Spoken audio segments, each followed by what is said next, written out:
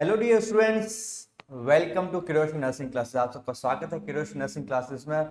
और आज हम बात करेंगे बहुत ही इंपॉर्टेंट क्वेश्चंस और बहुत ही इंपॉर्टेंट टॉपिक्स। जी हाँ बच्चों, आप सभी ओ ट्रिपल एस एग्जाम के लिए प्रिपरेशन कर रहे होंगे और साथ साथ में आज हम बात करेंगे कुछ इंपॉर्टेंट क्वेश्चंस के बारे में जो काफी और एग्जाम से रिपीटेड होते हैं और बहुत ही इंपॉर्टेंट एमसीक्यूज है। तो सबसे पहला सवाल बच्चों ये रहा आपके सामने। तो सबसे पहला सवाल बहुत ही आसान सवाल है। ओके, कि आपके सामने आप एक किसी हॉस्पिटल में या फिर किसी हेल्थ सेंटर में आप वर्क कर रहे हैं और वहां पे आपके सामने एक क्लाइंट आता है और वो क्लाइंट की क्या हो रही होती है, ब्लीडिंग हो रही है। क्या हो रही है, उसकी नाक से खून आ रहा है। ओके, अब यहाँ पे आपको उस पेशेंट को आप क्या इंस्ट्रक्शन देंगे जो उसके लिए सबसे ज्यादा मोस्ट सुटेबल हो। आपको शायद पता होगा बचपन में जब आप छोटे होंगे तो घर वाले कहते हैं कि हाँ आपके नाक से ब्लीडिंग हो तो वो क्या कहते थे, लेट जाओ सीधा। बट यहाँ पे आप as a health care professional आप उनको क्या एडवाइस देंगे। तो आपके सामने चार ऑप्शन है। नंबर वन ऑप्शन, उनको सबसे पहला ऑप्शन है sit up with your head tilted forward. सबसे पहला आपको सीधा खड़े सीधा बैठना है और आपका सिर क्या करना है, आगे की तरफ झुकाना है। और अपना जो नोज का सॉफ्ट पार्ट उसको क्या करना है, होल्ड करना है अपने थंब और फोर फिंगर से। ये सबसे पहला इंस्ट्रक्शन। नंबर सेकंड, उनको कहना है लेट जाइए और उसके बाद में अपने हेड है उसको पीछे की साइड लेके जाना है। तीसरा ऑप्शन है sit up and lean backward. सीधा बैठना और पीछे की ओर झुकना है तथा अपने हाथ से नाक के किनारे पर दबाव डालना है। उसके बाद चौथा option lay down and tilt your head to one side. उसके बाद लेटना है और एक साइड अपना सिर झुकाना है। तो ये जो चारों ऑप्शन है इन चारों में से सबसे ज्यादा जो मोस्ट, अगर हम बात कर बेहतर तरीके से मोस्ट इंपोर्टेंट कौन सा है, ओके, या मोस्ट अप्रोप्रिएट कौन सा इंस्ट्रक्शन रहेगा पेशेंट के लिए। तो यहाँ पे आपने देखा होगा कि जो एडवाइस दी जाती है जनरली, तो आपको जनरली एडवाइस जो दी जाती है वो आपको यहाँ पे नहीं करनी। यहाँ पे आपको जो एग्जैक्टली जो एक हेल्थ केयर प्रोफेशनल वो आप वो फॉलो करना है। तो सबसे बेस्ट एडवाइस यहाँ पे क्या रहेगी, सबसे बेस्ट एडवाइस रहेगी कि आप उस पेशेंट को क्या करें कि सबसे पहले तो आप क्या करें, सीधे आप बैठ जाए, sit up with your head. और उनका हेड क्या करना है, उनको कहना अपना हेड क्या करना है आगे की तरफ, यानी आगे की तरफ उनको लीन करवाना, थोड़ा सा फॉरवर्ड करवाना। उसके बाद में अपने जो थंब, अपना अंगूठा और फोर फिंगर से क्या करना है, जो सॉफ्ट पार्ट है नोज का उसको होल्ड करना है। क्लियर है। सो इस तरीके से क्या होगा, कुछ टाइम बाद में जो नोज से जो ब्लीडिंग हो रही है उसको हम क्या कहते हैं, एपिस्टेक्सिस भी कहते हैं। Okay, epistaxis. ओके, तो नोज से ब्लीडिंग क्या हो जाती है, थोड़े टाइम में वो बंद हो जाएगी। तो option one will be the correct answer. Clear है। चलिए, ओके, सो सेकंड क्वेश्चन की तरफ बढ़ते हैं। Next second question, ECT, psychiatric में आपने पढ़ा होगा ईसीटी। ईसीटी थेरेपी क्या पूरा नाम होता है, क्या होता है, electro convulsive therapy. Okay, ECT. तो ईसीटी की अगर हम बात करें, जब किसी पेशेंट को आप ईसीटी थेरेपी देते हो तो देने से पहले अगर हम बात करें उस टाइम पे द सीक्वेंस ऑफ एडमिनिस्ट्रेशन, जो ड्रग्स आप उनको दे रहे हैं, जो आपका मेडिकेशन दे रहे हैं, तो उसका सीक्वेंस क्या रहना चाहिए।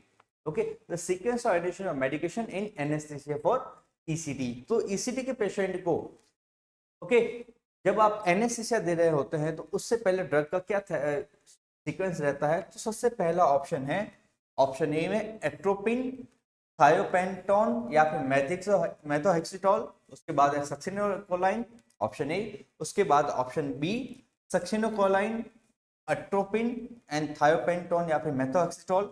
Option C atracurium, succinylcholine and atropine. Option D atropine, succinylcholine and thiopentone methohexital. तो यहाँ पे क्या ऑप्शन सबसे ज्यादा मोस्ट सुटेबल रहेगा। ओके, अब यहाँ पे अलग अलग ऑप्शन है। तो यहाँ पे सबसे पहला आपको पता होना, ईसीटी जब एनेस्थीसिया के टाइम पे सबसे पहला जो मेडिसिन यूज की जाती है वो होती है एट्रोपिन। ओके, एट्रोपिन सबसे पहला यूज किया जाता है। चाहे यहाँ पे अगर हम बात करें, यहाँ पे बात करें तो एट्रोपिन सबसे पहले यूज किया जाएगा। तो बाकी दोनों ऑप्शन क्या हो जाएंगे, गलत हो जाएंगे। ओके, उसके बाद में एक्टोपिन के बाद सेकंड फिर यूज किया जाता है थायोपेंटोन। ओके, थायोपेंटोन है उस ड्रग को सेकंड टाइम एक्टोपिन के बाद में यूज की जाती है थायोपेंटोन, और उसके बाद सबसे लास्ट में होता है सक्सिनोकोलाइन।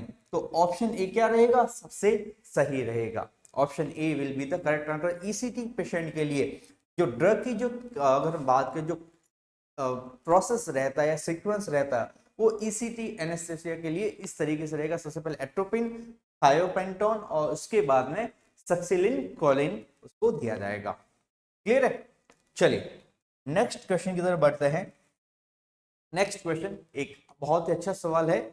आपके साथ के सामने एक पेशेंट आई है जिसकी एज कितनी है, 20 ईयर ओल्ड है, ठीक है, और उसकी जो अगर हम बात करें वो कंप्लेंट कर रही है, ठीक है, कंप्लेंट ये कि उसकी हार्ट बीट है बहुत तेजी से क्या हो रही है, बढ़ गई है और उसको घबराहट हो रही है। ओके, और साथ साथ उसकी क्या रही है, स्वेटिंग, पसीना आ रहा है पिछले 10 मिनट से, और उसको ऐसा लग रहा है कि उसकी डेथ हो जाएगी। ठीक है, तो यहाँ पे आप उसको क्या डायग्नोस करेंगे? ठीक है, कि जैसे एक 20 वर्ष की फीमेल आई आपके पास में और उसको बहुत घबराहट हो रही है, स्वेटिंग हो रही है, ठीक है, साथ साथ में उसके पाल्पिटेशन हो रहा है, तो यहाँ पे उसको ये लग रहा है कि मुझे मेरी डेथ हो जाएगी, तो इसको आप क्या डायग्नोसिस करेंगे? तो सबसे पहला ऑप्शन है hysteria, option B generalized anxiety disorder, option C cystic fibrosis and option D panic attack. Okay, so इन चारों की अगर हम बात करें तो चारों ऑप्शन में से कौन सा सही होगा? तो पहले हम चारों के बारे में बात करें तो सबसे पहला है हिस्टीरिया। अभी हिस्टीरिया क्या होता है? हिस्टीरिया वर्ड आपने कभी और सुना होगा कि जब कोई पर्सन अपने जो इमोशंस है, अपने जो भावना है उसको कंट्रोल नहीं कर पाता, चाहे वो खुश हो रहा हो या फिर रो रहा हो, मतलब एक्सट्रीम लेवल पे वो अपनी जो इमोशंस होता है उसको कंट्रोल नहीं कर पा रहा, तो उस कंडीशन को हम क्या कहते हैं? Hysteria. Hysteria means person is not able to control emotions। Clear? वो अपनी इमोशंस को क्या कर पा रहा है, कंट्रोल नहीं कर पा रहा, तो उसको हम क्या कहेंगे? हिस्टीरिया कहेंगे। तो हिस्टीरिया तो यहाँ पे उसको क्या हो रही है, बेचैनी हो रही है, घबराहट हो रही है, स्वेटिंग हो रही है, उसकी हार्ट रेट क्या रही है, बढ़ रही है, तो यहाँ पे हिस्टीरिया तो नहीं होगा। उसके बाद हम बात करें जनरलाइज एंजाइटी डिसऑर्डर। अब किसी को नॉर्मली अगर बात करें एंजाइटी हो रही है जनरली, तो उसकी जो हार्ट बीट है वो इतनी ज्यादा तेजी से नहीं बढ़ती। हार्ट बीट बढ़ने के साथ उसको इस बात का डर नहीं होता कि उसको उसकी डेथ हो रही है, ये इतना जनरलाइज एंजाइटी डिसऑर्डर में ये चीजें नहीं आती, तो ये भी क्या हो गया, गलत। उसके बाद सिस्टिक फाइब्रोसिस है, आप सबको पता होगा सिस्टिक फाइब्रोसिस किससे रिलेटेड डिजीज है, ये है रेस्पिरेटरी रिलेटेड डिजीज है। Okay, respiratory related. तो यहाँ पे सही ऑप्शन क्या है? Option D panic attack.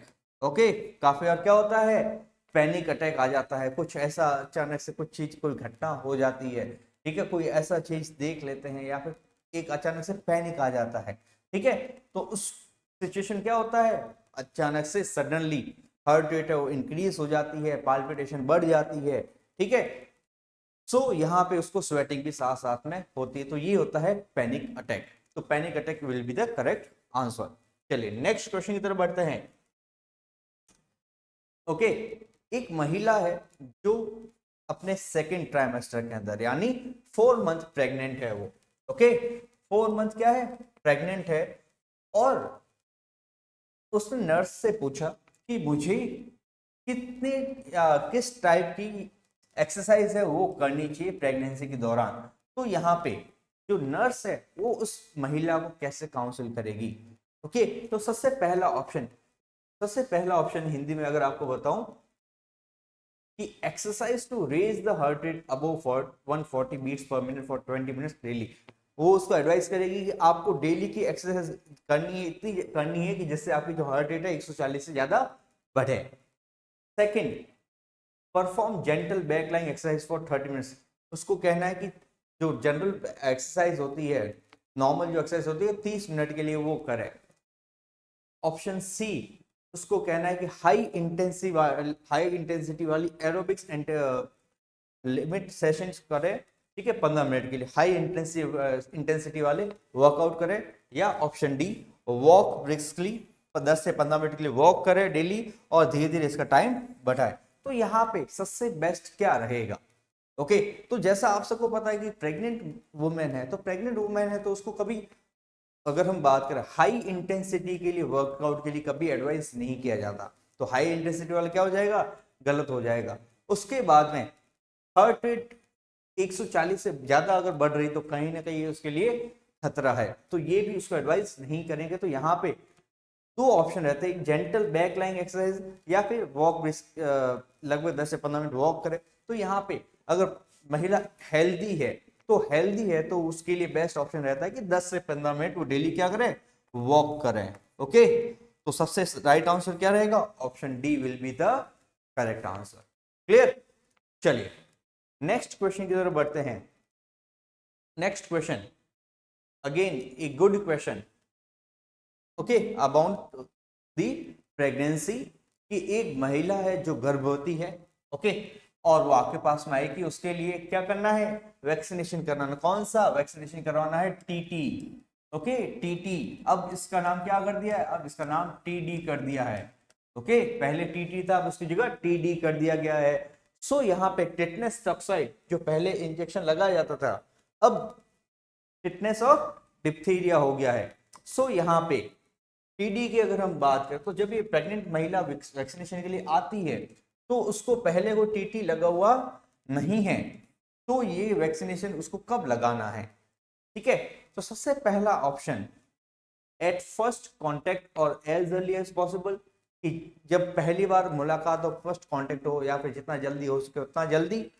दूसरा 12 से लेकर 16 वीक्स, प्रेगनेंसी के 12 से लेकर 16 वीक्स में। तीसरा 20 से लेकर 24 वीक्स में, या फिर जो expected delivery date EDD, expected delivery date से 2 सप्ताह पहले। तो सबसे बेस्ट ऑप्शन क्या रहता है? सबसे बेस्ट क्या राइट आंसर क्या रहेगा? कि जब भी जो प्रेग्नेंट मदर है हेल्थ सेंटर में आती है फर्स्ट टाइम, उसको हेल्थ सर्विसेज के बाद, तो जैसे ही पता चलता है वो प्रेग्नेंट है, तो उसी टाइम पे as early as possible, as early as possible, तो वहां पे हमें क्या करना है? उसको वैक्सीन करवाना है। ओके, तो option A will be the correct answer. Clear?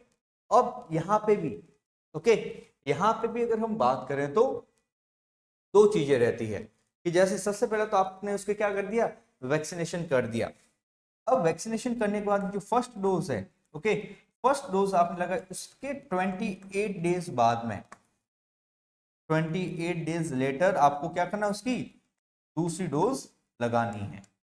Okay, second dose लगाई जाती है 28 डेज बाद में। क्लियर? चलिए, सो सबसे पहला option A will be the correct answer. Next question की तरफ बढ़ते हैं। Next question again about the immunization. So एक महिला है, ओके, ओके, या फिर अगर हम बात करें, एक क्वेश्चन है, following DPT immunization a child develop swelling and tenderness at the injection. So एक महिला एक बच्चे को टीकाकरण के लिए लेके आई, ओके, या उसके पेरेंट्स लेके आए और बच्चे के टीकाकरण कराया गया। कौन सा? डीपीटी का। डीपीटी का क्या कराया गया? टीकाकरण करवाया गया। उसके बाद में बच्चे के स्वेलिंग आ गई और साथ साथ में उसने जहाँ इंजेक्शन लगाया तो वहां पे क्या हो गई? टेंडरनेस हो गई है, वहां पे सूजन आ गई है। तो इस कारण से उसको क्या हो गया है? साथ साथ में बुखार भी आ रहा है और साथ साथ में थोड़ी सी उसको सुस्ती भी हो रही है। तो यहाँ पे सबसे मोस्ट अप्रोप्रिएट नर्सिंग रिएक्शन क्या रहेगा? Okay, most appropriate nursing reaction क्या रहेगा? तो option A, ask the parents to take the child to the emergency. जो पेशेंट, जो बच्चा है, उसके साथ में जो भी लोग आए हैं उनको कहना है कि इसको फटाफट से इमरजेंसी आप लेके आ जाओ। ऑप्शन बी, उनको कहना है कि ये जो एलर्जी हुई है ये वैक्सीन के कारण हुई है, या तीसरा कि ये बहुत ही सामान्य रिएक्शन है और उनको बताना है कि किस तरीके से इसको मैनेज करना है, और चौथा ऑप्शन है कि भविष्य में कभी उनको कहना है कि आप डीपीटी ये टीकाकरण न कराएं।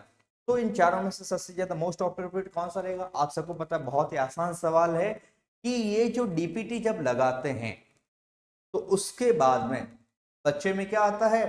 फीवर आता है, हल्का सा फीवर आता है, उस एरिया में क्या रहती है? टेंडरनेस और स्वेलिंग भी आती है। तो ये बहुत ही ज्यादा कॉमन है, एक्सपेक्टेड है। तो यहाँ पे पहले से ही उनको बताया जाता है कि ये टीका लगाया जा रहा है तो बच्चे के क्या आएगा? बुखार आएगा, थोड़ी सी सूजन भी आएगी। तो पहले ही उसको क्या दी जाती है? पीसीएम दी जाती है ताकि बुखार नहीं आए। तो ऑप्शन सी क्या रहेगा? सही जवाब। Option C will be the correct answer. Clear? चलिए नेक्स्ट क्वेश्चन की तरफ बढ़ते हैं। अगला सवाल, the first thing that a nurse must ensure when the baby's head comes out। Delivery के टाइम पे जब बच्चे की डिलीवरी होती है तो डिलीवरी के टाइम पे जब बच्चे का सिर बाहर आता है सर्विक्स से, तो उस टाइम पे जो नर्स है उसको सबसे पहले क्या इंश्योर करना चाहिए? ठीक है, क्या सुनिश्चित करना चाहिए? सबसे पहला कि द कॉर्ड इज इंटैक्ट, जो गर्भनाल है, जो कॉर्ड है वो एकदम सही है। दूसरा, कॉर्ड का कोई भी पार्ट है वो बच्चे के गर्दन की चारों तरफ नहीं हो। ठीक है। तीसरा, जो कॉर्ड है वो प्लेसेंटा से क्या हो? अटैच्ड हो। और चौथा, जो the cord is still pulsating, जो कॉर्ड होती है क्या हो रही है? उसमें अभी भी पल्स आ रही है। तो इन चारों में से सबसे पहले जब सर्विक्स से बच्चा बाहर आता है तो उस टाइम पे क्या चेक करना चाहिए? ओके, तो सबसे पहला उस टाइम पे जब क्या चेक करना चाहिए, तो सबसे सही जवाब क्या रहेगा कि जो गर्भनाल है, ठीक है, जो गर्भनाल है वो बच्चे के गर्दन के चारों तरफ लिपटी हुई नहीं हो, क्योंकि ऐसा हुआ तो बच्चे को रेस्पिरेटरी प्रॉब्लम आ सकती है, उसको सांस लेने में डिफिकल्टी हो सकती है। तो राइट ऑप्शन क्या रहेगा? No part of the cord is encircling the baby's neck. ठीक है, कि जो भी अगर हम बात करें कॉर्ड है वो कहीं ना कहीं नेक के चारों तरफ लिपटी हुई नहीं होनी चाहिए। क्लियर? तो ये सबसे सही जवाब रहेगा। चलिए नेक्स्ट क्वेश्चन की तरफ बढ़ते हैं। अगला सवाल, onset of true labour pain, जो ट्रू लेबर होता है उसकी शुरुआत ओके से लेके to full dilation of cervix indicates. ठीक है, सच्ची प्रसव पीड़ा के आरंभ से गर्भाशय ग्रीवा के पूर्ण फैलाव तक किसका संकेत है? ठीक है, जो ट्रू लेबर पेन होता है आप सबको पता होगा, ट्रू लेबर पेन से लेके फुल डायलेशन तक सर्विक्स क्या इंडिकेट करता है? First stage of labour, second stage of labour, third stage of labour और fourth stage of labour. Okay, so यहाँ पे आपको पता होगा जब ट्रू लेबर पेन शुरू होता है तो उस टाइम पे क्या होता है? ये फर्स्ट स्टेज होता है जब सर्विक्स क्या हो जाता है? डायलेट हो जाता है। कितना? Cervix dilate to 10 centimetre. Okay, 10 centimetre cervix क्या हो जाता है? डायलेट हो जाता है, ताकि बच्चे को बाहर निकलने में क्या रहे? आसानी रहे। तो option A will be the correct answer. First stage of labour is the onset of true labour pain. Clear? So ये option A will be the correct answer. चलिए तो आगे हम बात करें तो ये कुछ क्वेश्चंस थे जो मैंने आपको भी बताए हैं, कुछ इंपॉर्टेंट क्वेश्चंस थे जो कहीं ना कहीं OSSC एग्जाम के लिए आप जो प्रिपरेशन कर रहे हैं तो कहीं ना कहीं इस तरीके से क्वेश्चंस आते हैं, इस तरह के क्वेश्चंस आते हैं जिसको आपको अच्छे से पढ़ना है, उसको अच्छे से समझना है और फिर उसके बाद में जवाब देना है। ठीक है, तो इसी तरीके के और क्वेश्चंस के साथ हम मुलाकात करते रहेंगे आगे की और अलग अलग क्लासेस के लिए। तो सभी बच्चों, जो बच्चे तैयारी कर रहे हैं तो लग जाइए पूरी एकदम ईमानदारी के साथ में, पूरी मेहनत के साथ में। जितनी ज़्यादा तैयारी करेंगे, जितनी ज़्यादा मेहनत करेंगे उतना ही अच्छा रिजल्ट रहेगा। Thank you.